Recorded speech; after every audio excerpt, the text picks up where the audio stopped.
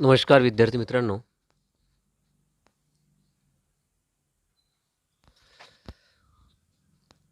सावित्रीबाई फुले विद्यापीठ पुणे अंतर्गत 27 डिसेंबर 2020 रोजी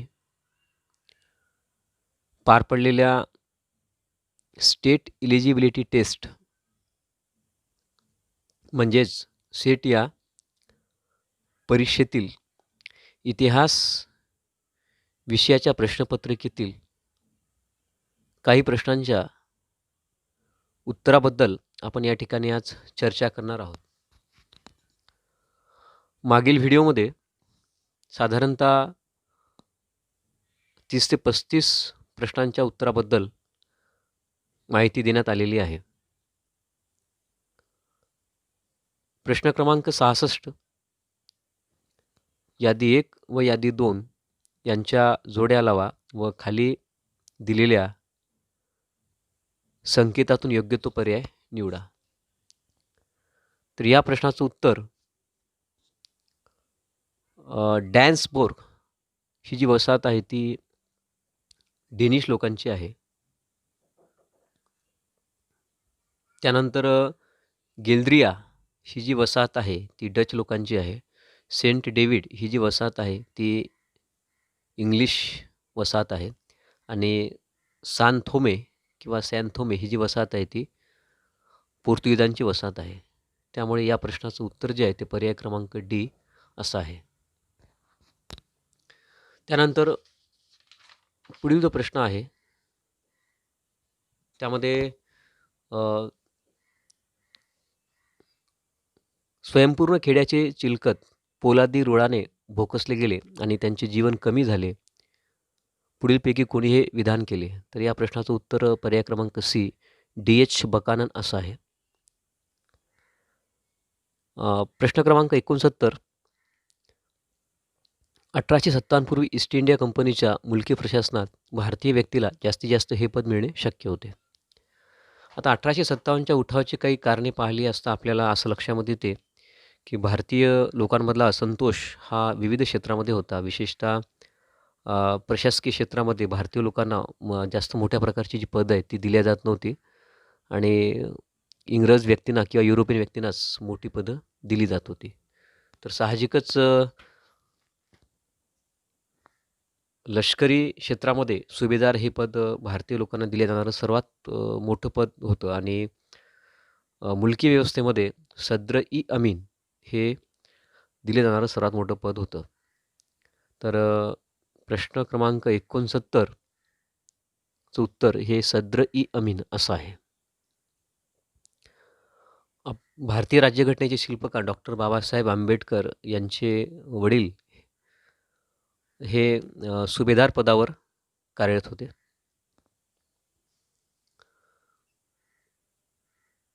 प्रश्न क्रमांक 70 रॉयल सोसायटीचा पहिला भारतीय फेलो खालीलपैकी कोणती व्यक्ती? तर या प्रश्नाचं उत्तर आहे पर्याय क्रमांक ए अर्देशीर करसेटजी.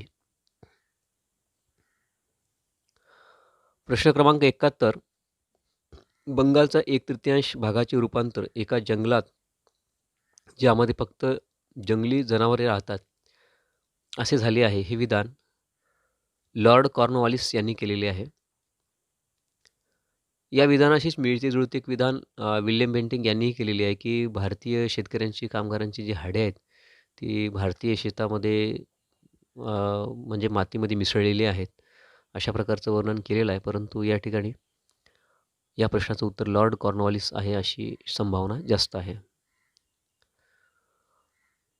प्रश्न क्रमांक 72 थॉमस बॅबिंग्टन मेकॉले यांनी प्रथम खालीलपैकी कोणत्या क्षेत्रामध्ये कारकीर्द सुरू केली? मेकॉले ही व्यक्ती इतिहासामध्ये प्रसिद्ध आहे ती यासाठी की त्यांनी कायद्यांचं संहितीकरण केलं होतं. लॉर्ड विल्यम बेंटिंकच्या कालखंडामध्ये भारतीय लोकांना शिक्षण हे पाश्चात्य पद्धतीचं द्यावं का देशीय द्यावं हा पहिला वाद होता आणि हे शिक्षण द्यायचंच असेल तर ते कोणत्या भाषेतून द्यायचं, म्हणजे इंग्रजी भाषेतून द्यायचं का भारतीय लोकांच्या भाषेतून द्यायचं, अशा प्रकारचे काही वाद होते. तर या वादावर लॉर्ड मेकॉले यांनी आपलं स्पष्ट उत्तर दिलेलं आहे की इंग्रजी भाषेतून भारतीय लोकांना शिक्षण द्यावं. कारण त्यांच्या मते भारतीय साहित्य किंवा जे आशियाई साहित्य आहे ते कवडीमोल आहे आणि युरोपातील एखादी चांगल्या पुस्तकाची अलमारी किंवा एक कपाट याची बरोबरीसुद्धा आशियामधील सर्व साहित्य मिळून करू शकणार नाही. त्यांनी पहिला कायदा सदस्य म्हणून सुद्धा भूमिका पार पाडली होती. परंतु या प्रश्नाचं उत्तर जे आहे की त्यांनी प्रथम आपल्या करिअरची सुरुवात कोणत्या क्षेत्रात केली, तर ती इतिहासकार म्हणून केलेली आहे. तर या प्रश्नाचं उत्तर पर्याय क्रमांक ए आहे, अशी शक्यता आपल्याला दिसून येईल.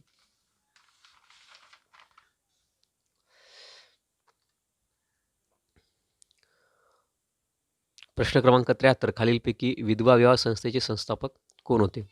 तर विधवा विवाह संस्थेचे संस्थापक महादेव गोविंद रानडे होते. त्यांनी विधवा विवाहोत्तेजक मंडळाची स्थापना केलेली होती आणि शिवाय अशाच प्रकारची संस्था महर्षी धोंडो केशव कर्वे यांनी देखील स्थापन केलेली होती. प्रश्न क्रमांक 74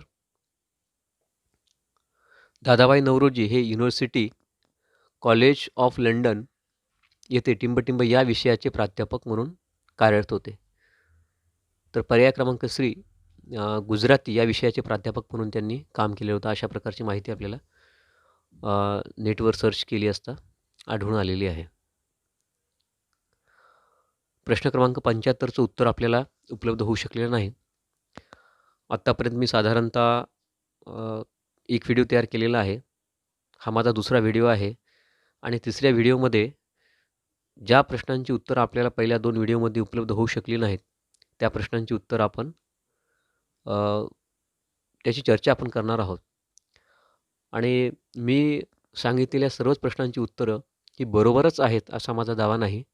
फक्त काही पुस्तकातून रेफरन्स गोळा करून आणि नेटवर सर्च करून ही माहिती मी मिळवण्याचा प्रयत्न केलेला आहे आणि तुमच्यापर्यंत पोहोचवण्याचा प्रयत्न केलेला आहे. ज्यावेळेस सावित्रीबाई फुले विद्यापीठ पुणेच्या माध्यमातून आन्सर की येईल त्यावेळेस या उत्तराबद्दल आपल्याला सखोल माहिती मिळू शकेल. त्यानंतर आहे प्रश्न क्रमांक 76. प्रश्न क्रमांक 76मध्ये जर पाहिलं आपण तर इथे प्रश्न विचारलेला आहे की ज्यांनी पुण्यामध्ये गृह विधवा पुनर्विवाह संस्था 1893मध्ये विधवेवर विवाह आणि 1916मध्ये मुंबई येथे महिला विद्यापीठाची स्थापना केली, असे समाजसुधारक कोण आहेत? तर या प्रश्नाचं उत्तर सहजपणे आपल्याला देता येऊ शकतं. सगळ्यात महत्त्वाची बाब अशी आहे की महर्षी धोंडो केशव कर्वे यांनी आपलं संपूर्ण आयुष्य हे स्त्रियांच्या जीवनामध्ये प्रकाश निर्माण करण्यासाठी खर्ची घातलेले आहे. 104 वर्ष समृद्ध आयुष्य जगलेले हे महर्षी धोंडो केशव कर्वे यांना वयाच्या 100व्या वर्षी जिवंतपणी यांनी भारतरत्न पुरस्कार प्राप्त केला. त्यांनी विधवा गृह तर काढले होतेच, परंतु त्यांनी स्वतः 1893मध्ये गोदूबाई नावाच्या एका विधवेबरोबर विवाहही केला होता आणि 1916मध्ये त्यांनी भारतातलं पहिलं महिलांचं विद्यापीठ काढलेलं होतं. तर हे जे विद्यापीठ आहे, या विद्यापीठाला विठ्ठलदास ठाकरसी नावाच्या एका व्यक्तीने 15 लाख रुपये मे बी 15 लाख रुपये देणगी दिली आणि त्यावेळेस या विद्यापीठाचं नाव त्यांच्या आईच्या स्मृतिप्रित्यर्थ श्रीमती नातीबाई दामोदर ठाकरसी म्हणजे SNDT असं ठेवण्यात आलं होतं. तर प्रश्न क्रमांक 76चं जे उत्तर आहे ते डेफिनेटली धोंडो केशव कर्वे असं आहे. त्यानंतर प्रश्न क्रमांक 77 खालीलपैकी कोण पाचकाठी पद्धतीच्या आंदोलनामध्ये सहभागी नव्हते? तर रेफरन्सच्या अनुसार किंवा काही मिळालेल्या संदर्भ साधनानुसार राजेंद्र प्रसाद हे उत्तर आपल्याला या ठिकाणी दिसून येते. प्रश्न क्रमांक 78 अतिशय सोपा विचारलेला आहे. बद्रुद्दीन तय्यबजी हे कोणत्या ठिकाणच्या काँग्रेस अधिवेशनाचे अध्यक्ष होते? तर 1887मध्ये जे अधिवेशन मद्रासला झालं त्या अधिवेशनाचे अध्यक्ष बद्रुद्दीन तय्यबजी होते. भारतीय काँग्रेसचे पहिले मुस्लिम अध्यक्ष म्हणून सुद्धा त्यांच्या नावाचा उल्लेख केला जातो. त्यानंतर गणेश घोष खालीलपैकी कशाशी संबंधित होते? तर गणेश घोष हे मे बी चितगाव शस्त्रागार हल्ला खटला जो आहे त्याच्याशी संबंधित होते, असं उत्तर आपल्याला आढळून आलेलं आहे. सूर्यसेन हे प्रमुख क्रांतिकारक होते बंगालमधील. तर त्यांचे सहकारी आहेत गणेश घोष. प्रश्न क्रमांक 80 खालीलपैकी कुणी जेलमध्ये उपोषण करत असताना गव्हर्नरला लिहिलेल्या पत्रात म्हटले होते की व्यक्तीस मरणे आवश्यक आहे, ज्यामुळे राष्ट्र जगू शकेल. आज मला मरावे लागेल जेणेकरून भारत स्वातंत्र्य व वैभव प्राप्त करू शकेल. त्या प्रश्नाचं उत्तर पर्याय क्रमांक ए जतीन दास असं आहे. जतीन दास यांनी तुरुंगामध्ये असताना साधारणतः 53 दिवस मे बी 53 दिवस उपोषण करून आपलं जे आयुष्य आहे किंवा संपूर्ण जीवन हे राष्ट्रासाठी अर्पण केलं आहे आणि त्यांनी एक प्रकारे उपवास पकडून देशभक्ती आपली व्यक्त केली होती. त्यानंतर प्रश्न क्रमांक 81 1920 मध्ये भरलेल्या पहिल्या अखिल भारतीय व्यापारी काँग्रेसचे अध्यक्षपद कोणी भूषवले? तर या प्रश्नाचं उत्तर आहे लाला लजपत राय यांनी अध्यक्षपद भूषवलेलं होतं. प्रश्न क्रमांक 83 भारत छोडो आंदोलनाच्या वेळी काँग्रेस अध्यक्ष कोण होते?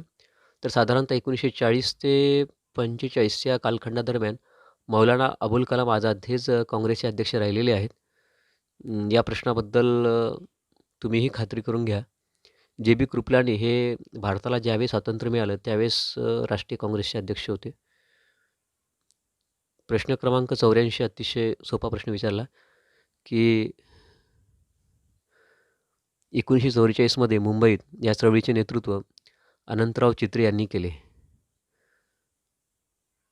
तर गोदी कामगारांचा संप डॉक वर्कर्स स्ट्राईक त्यांनी केलेलं होतं.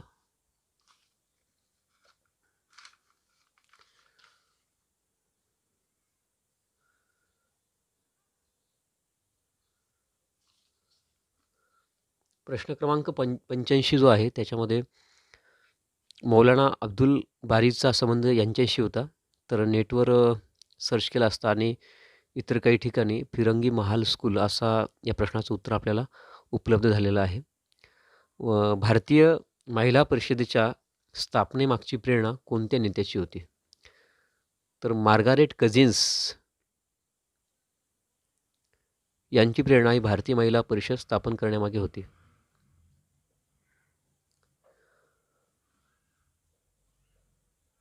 प्रश्न क्रमांक 87 पुढीलपैकी कोणत्या महिला ह्या भारतीय संविधान समितीच्या सदस्य होत्या?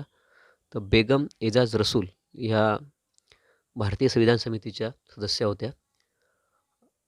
प्रश्न क्रमांक 88 महात्मा गांधी हे त्यांच्या पूर्ण आयुष्यामध्ये फक्त एकदाच काँग्रेसच्या अधिवेशनाचे अध्यक्ष बनलेले होते. तर बेळगाव या ठिकाणी झालेल्या अधिवेशनाचे महात्मा गांधी हे अध्यक्ष होते. फक्त एकदाच.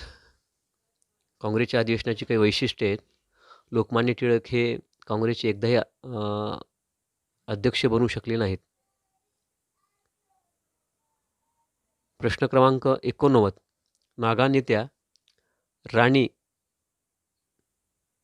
गायडिलू आहेत त्यांनी स्वातंत्र्य संग्रामात भाग घेतलेला होता आणि खालीलपैकी कोणत्या व्यक्तीने त्यांना राणी हा किताब दिला? तर जवाहरलाल नेहरू ही जी व्यक्ती आहे भारताचे पहिले पंतप्रधान त्यांनी त्यांना राणी हा किताब दिला होता. अशा प्रकारचं उत्तर आपल्याला उपलब्ध झालेलं आहे. प्रश्न क्रमांक 90 कोणत्या वर्षी भारतीय रिझर्व्ह बँकेची स्थापना झाली? तर या प्रश्नाचं उत्तर आहे 1935. अंतरिम सरकारमध्ये श्री राजगोपालाचारी हे कोणत्या खात्याचे प्रमुख होते? उद्योग आणि पुरवठा असं उत्तर आपल्याला या ठिकाणी उपलब्ध झालेलं आहे. भूदान नेता विनोबा भावे यांनी भूदान चळवळीची सुरुवात कुठून केली? तर विनोबा भावे यांनी आंध्र प्रदेशमध्ये पोचमपल्ली या ठिकाणी भूदान चळवळीची सुरुवात केली होती, परंतु आता या ठिकाणी आंध्र प्रदेश हे आपल्या पर्यायात नाही आहे आणि सध्या तो भाग तेलंगणामध्ये असल्यामुळे तेलंगणा म्हणजे पर्याय क्रमांक डी हे या प्रश्नाचं अचूक उत्तर आहे. प्रश्न क्रमांक 98. स्वातंत्र्य भारताच्या केंद्रीय मंत्रिमंडळात कोणती महिला प्रथम मंत्री म्हणून सहभागी होती? तर या प्रश्नाचं उत्तर राजकुमारी अमृत कौर असं आहे. या सर्वच महिलांनी कोणती ना कोणती भूमिका पार पाडलेली आहे. सरोजिनी नायडू ह्या पहिल्या राज्यपाल होत्या. मे बी सुचिता कृपलानी ह्या पहिल्या मुख्यमंत्री होत्या आणि राजकुमारी अमृत कौर ह्या ज्या आहेत यांनी स्वतंत्र भारताच्या केंद्रीय मंत्रिमंडळात पहिली कॅबिनेट महिला मंत्री म्हणून काम केलेलं आहे. प्रश्न क्रमांक 94. खालीलपैकी कोणते इतिहासकार त्यांच्या सबाल्टर्न अभ्यासातील योगदानासाठी सुपरिचित आहेत? तर रणजित गुहा हे या प्रश्नाचं उत्तर आहे. मुळामध्ये या सबाल्टर्न स्टडी याचा विषय जो आहे तो म्हणजे वंचितांचा इतिहास, की इतिहास म्हणजे केवळ थोरा मोठ्यांची चरित्र नाही आहेत, तर सामान्य माणसाचं इतिहासात योगदान आहे. तसं भारतामध्ये या संशोधनाची बीजं आपल्याला महात्मा फुले यांच्या साहित्यामध्ये आढळतात. महात्मा फुले हे खऱ्या अर्थानं भारतातल्या सबाल्टर्न स्टडीचे मूळ उद्गाते आहेत असं म्हणायला हरकत नाही. प्रश्न क्रमांक 95.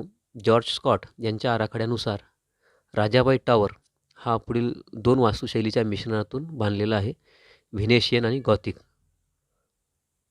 तर डी हे या प्रश्नाचं उत्तर आहे. पंचायती राजाचे शिल्पकार म्हणून बलवंतराव मेहता यांना ओळखलं जातं. पंचायत राज हे महात्मा गांधी यांचं स्वप्न होतं आणि सगळ्यात पहिले राजस्थानमधील नागौर जिल्ह्यामध्ये याची सुरुवात झालेली होती. त्यानंतर प्रश्न क्रमांक 97 जो आहे की वारली चित्रकलेची पायाभरणी करणाऱ्या